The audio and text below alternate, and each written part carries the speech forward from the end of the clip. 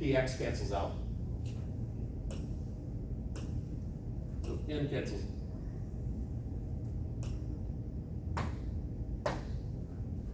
N cancels out, px cancels out. I'm left with 2 over h delta d delta x.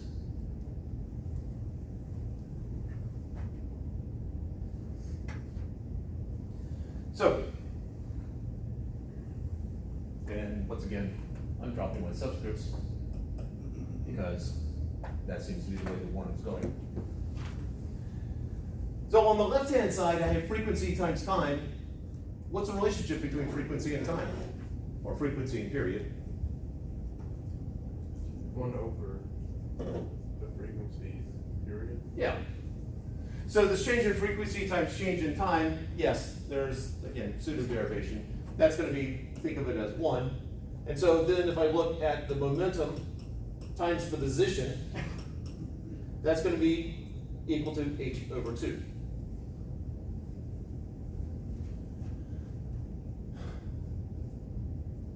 Now, questions before I actually do the hand wave here. In the end, what are we gonna find? Is this just the uncertainty principle? That's an equation? Yeah, Okay. that's where we're headed. Wait, so I'm kind of confused how we get to the h over 2 equals px delta x. Are you good with this line? How do we get to the 1? That's what I'm confused. One, oh, frequency and period being reciprocals of each other. Oh, so h equal 1. Yeah, you know, the details is not what you need. Yeah, I don't know.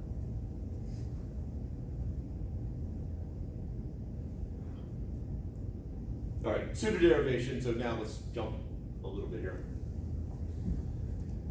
What Heisenberg's uncertainty principle says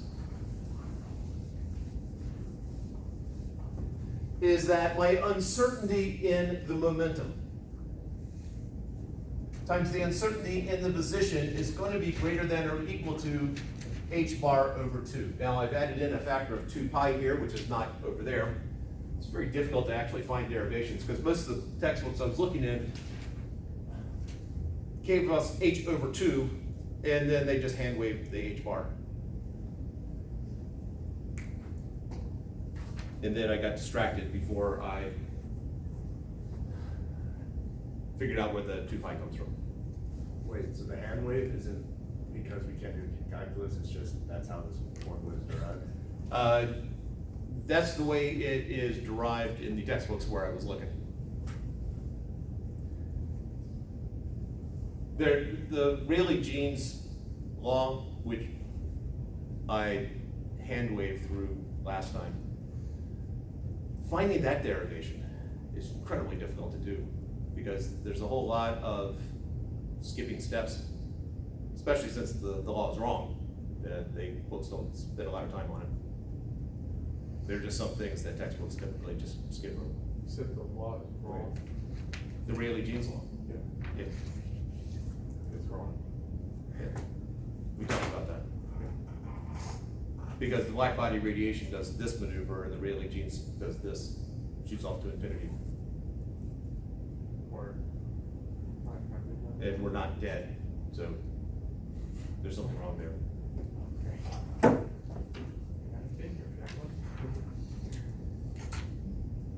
All right, so this idea of the more you know of one thing, the less you're going to know of another is a key hallmark.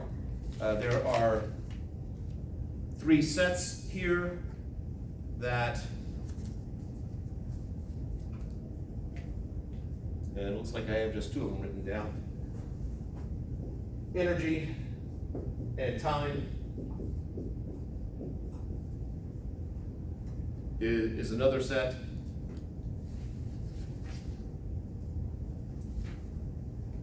Surely I've got the 3rd one somewhere. Apparently not.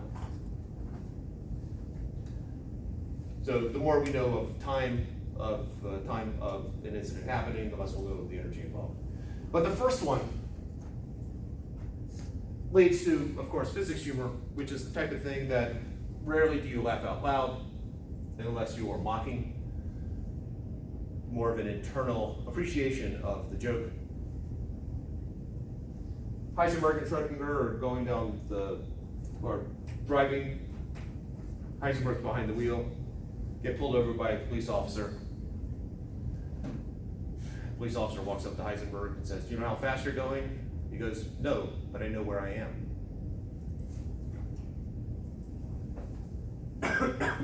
The officer asks to look in the trunk, pops it open and said, "Do you know you have a dead cat in here?" Schrödinger says, "Now we do."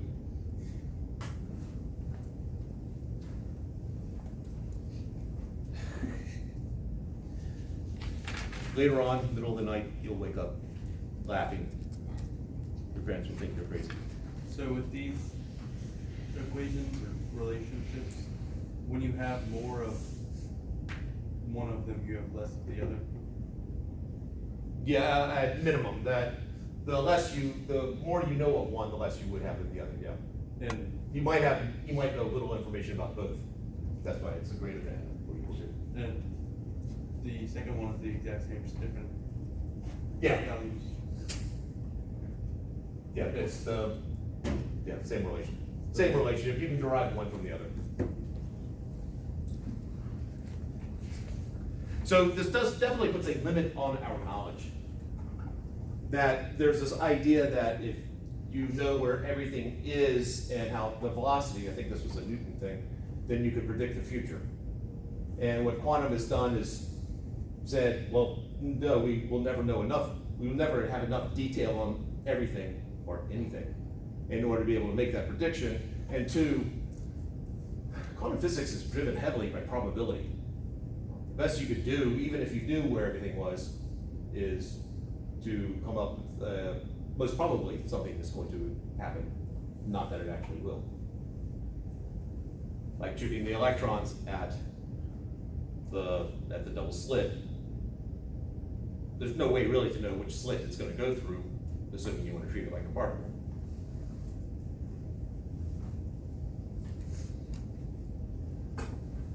All right, questions up to here before we do the next installment in Lucky Guesses. Is there a word for when something can behave as a particle in a wave? Newton did use the term waveable, Didn't stick. but it did not take. Wave-particle duality. Wave function, I mean, these are keywords that are bandied about nowadays. Does Heisenberg have anything to do with the Breaking Bad? Is that referring to this? Same Heisenberg. Well, Breaking Bad character Is named referring to himself this after guy. that Heisenberg. Same guy. Is this all he's known for, this principle, or does he have other? I was thinking it was Heisenberg that was head of the German nuclear bomb program during World War II. He's less heralded for that. Although there are some indications that some of the scientists, and I don't know if Heisenberg was part of it, slowed down the German work in that area, doing what they could to prevent Hitler from getting the bomb. And then the Allied raid of a major facility also helped. Yep. World history. All right.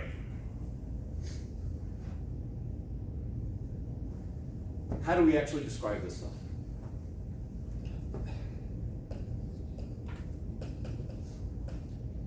Lost a letter there. We're going to use this letter psi to indicate a wave function.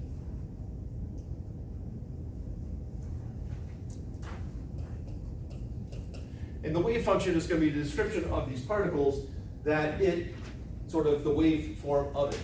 Now, when I talk about collapsing the wave function, I'm talking about reducing this equation here from some sort of wave into a specific actual value.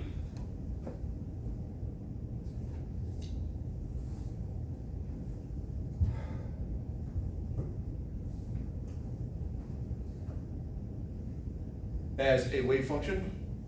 It should be able to express this as a wave, so why don't we just sort of, we've dealt with some of this before.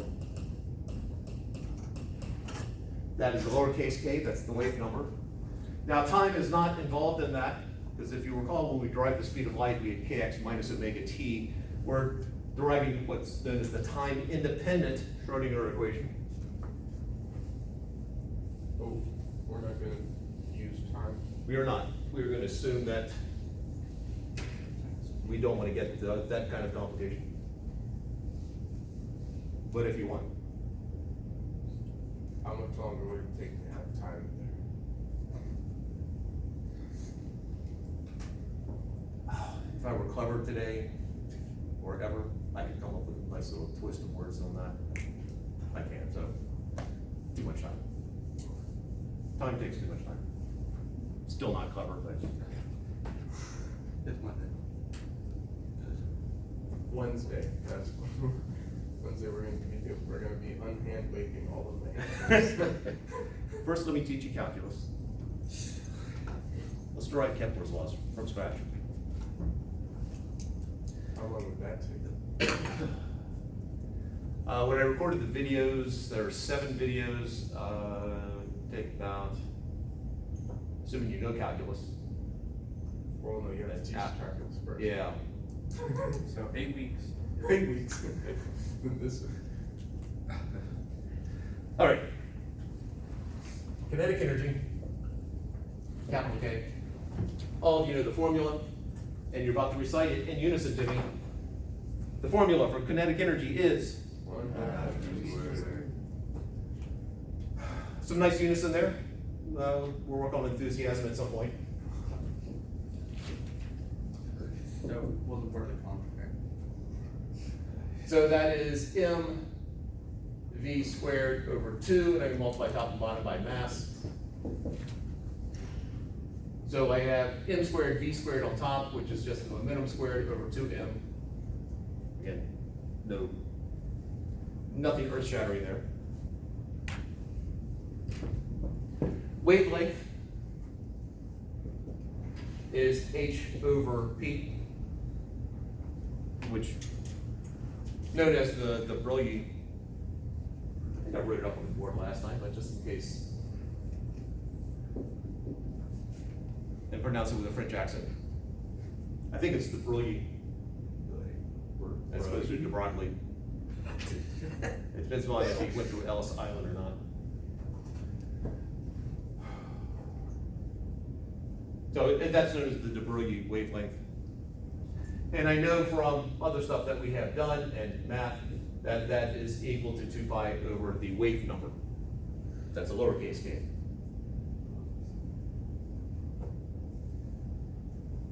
So from this, I know that P is equal to hk over 2 pi. What's h over 2 pi? 1? No. If that were equal to 1, then Planck spent a lot of time on a different number. H4. Yes, that's just h bar k. So therefore, my kinetic energy here is equal to h bar k. Put a little extra curl in there to differentiate it between the k's. H bar k squared over 2m.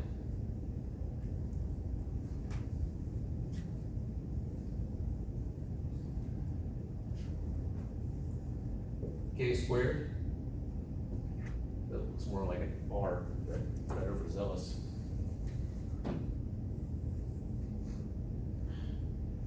So k squared is equal to 2m big K over h bar squared.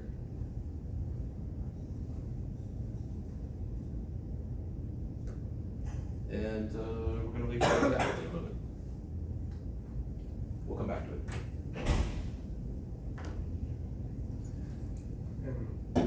And this, our end goal is to figure out what?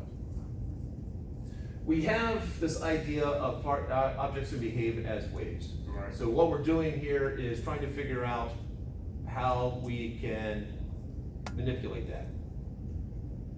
All right, so I have a wave function. What can I do with it? How do I come up with a wave function, et cetera, et cetera. Eventually, I'm leading to walking through walls. Word.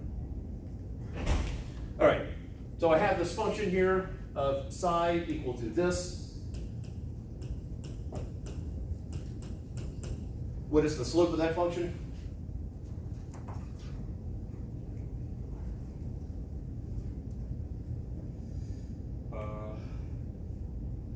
It's just a sine over, so it's a sine function over x. A K sine KX? A what? K? AK? Yeah. Sine KX. Or cosine KX. Cosine.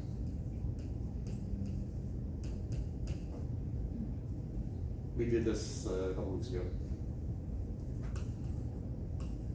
And also, I think last year.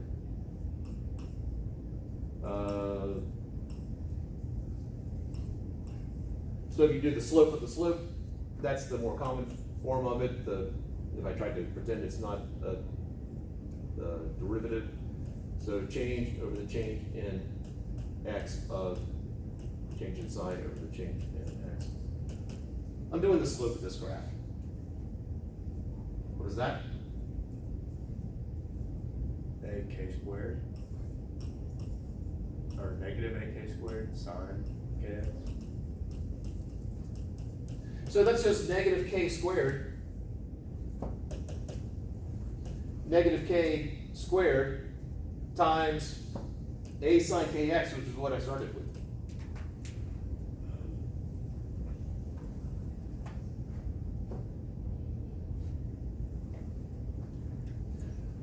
So I end up with, so I'm going to keep that.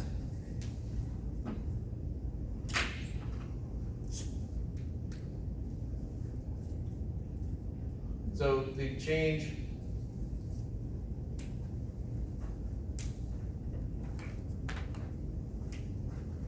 in psi over the change in x squared, in other words, the second derivative for some or the slope of the slope for others, is equal to negative little k squared, which is 2m over h bar squared big K kinetic energy times psi.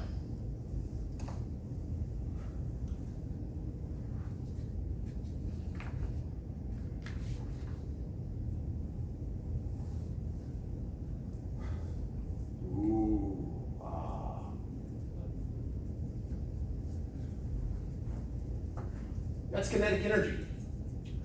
Thinking back to the first semester course, what's kinetic energy? 1/2 mv squared. Okay, what's the relationship between it and other energies? It is The non-conservative work? K is related to total work. What's the relationship between it, potential energy, and total energy? as total energy. Kinetic plus potential equals total. Yeah, and we're assuming no exchange of mass and energy type of thing. So this is going to be equal to negative 2m over h bar squared times whatever my total energy is minus my potential energy times psi.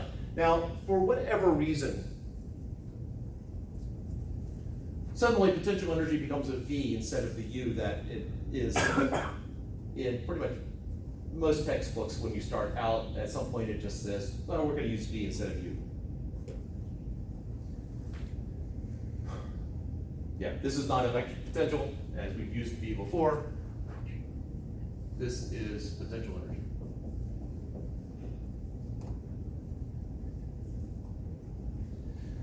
So looking at these relationships here, if I multiply both sides by the reciprocal of this, I end up with negative h bar squared over 2m times the change in psi over the change in x, second order, equals E psi minus V psi, just distributing. If I bring over the potential energy to the other side, I get negative h bar squared over 2m times the second order of slopes plus V psi is equal to E psi. That is the time-independent Schrodinger equation. Schrodinger.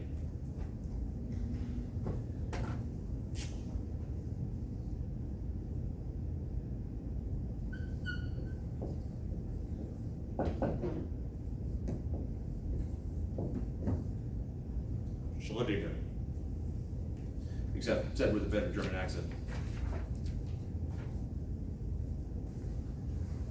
Ooh, it now is all clear. I saw the,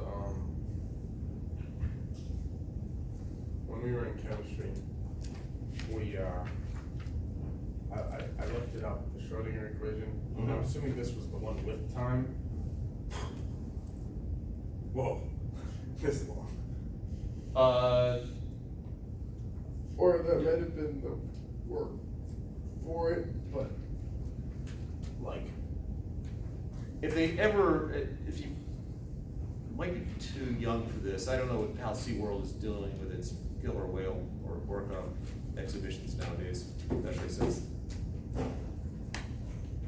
that documentary came out about the inhuman conditions for the whales, the less than ideal conditions, horrible conditions, whatever it was. Blackfish, that was the name of the documentary.